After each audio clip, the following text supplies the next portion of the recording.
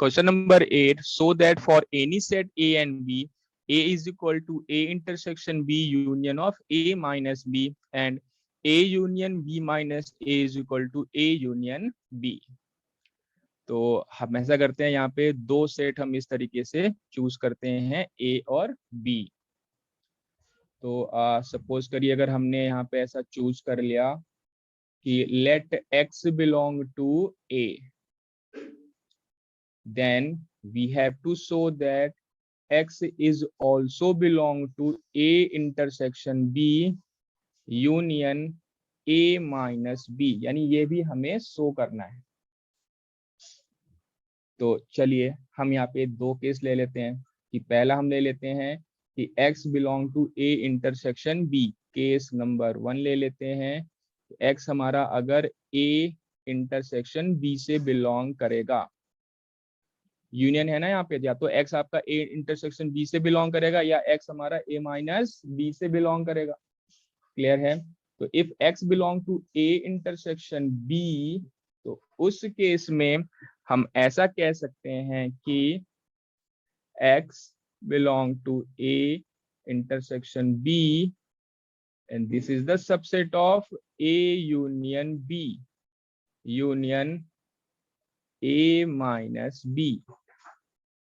दूसरा case number 2, अगर हमारा X A इंटरसेक्शन B से बिलोंग कर सकता है. दूसरा हमने केस ले लिया कि X does not belong to A intersection B. तो उस केस में क्या हो जाएगा हमारा कि X does not belong to A और X does not belongs to B हो जाएगा. That is X does not belongs to B and X does not belongs to A.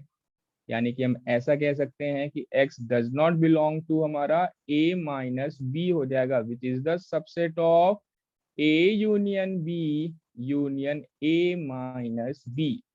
Therefore clearly हम कह सकते हैं कि A is the subset of A intersection B and union of A minus B. Clear है? इसको हमने equation number 1 suppose कर लिया. अच्छा, अभी यहाँ पे बिल्कुल क्लियर है. It is clear that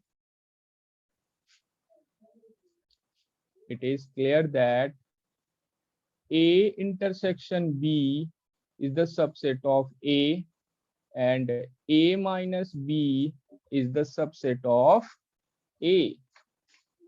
That is, हम ऐसा कह सकते हैं कि A intersection B union of A minus B is the subset of A. इसको हमने इक्वेशन नंबर 2 कह दिया. Now from equation number 1 and 2 we obtain A is equal to A intersection B union A minus B. Clear है?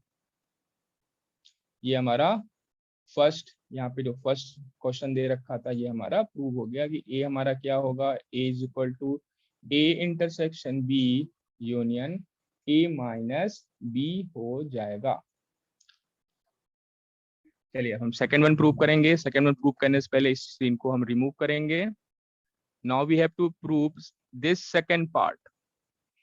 तो second part में हमें क्या prove करना है? We have to prove that A union B minus A is equal to A union B. चलिए suppose कर लेते हैं, लेट एक एलिमेंट X हम इस तरीके से सपोज कर लेते हैं कि X belong to A union B minus A.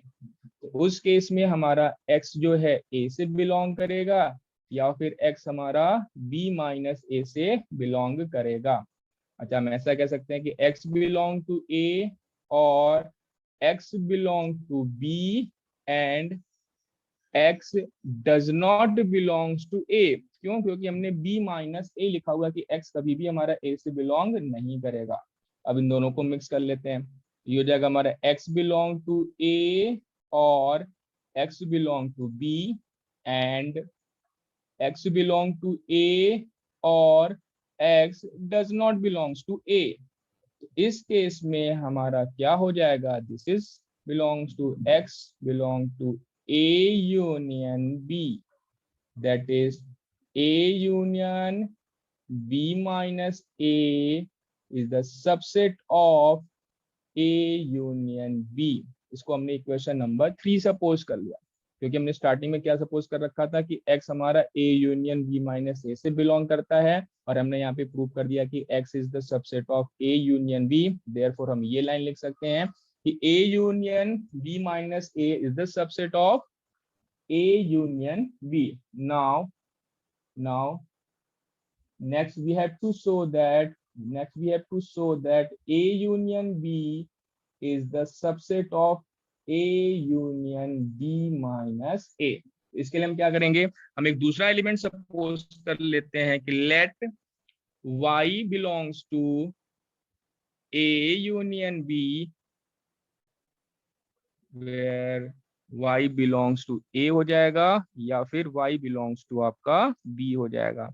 अच्छा, इस केस में हम ऐसा कह सकते हैं कि y belongs to A और y belongs to B and, इसको एक साथ कर लिया, and y belongs to A और y does not belongs to A। अच्छा, इसका मतलब क्या हो गया हमारा कि y belongs to A union B minus A, therefore A union B is the subset of A union B minus A। इसको इक्वेशन नंबर हमने 4 कर दिया।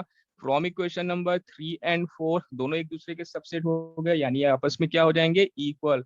therefore we can say that this is only possible when A union B minus A is equal to A union B हो जाए।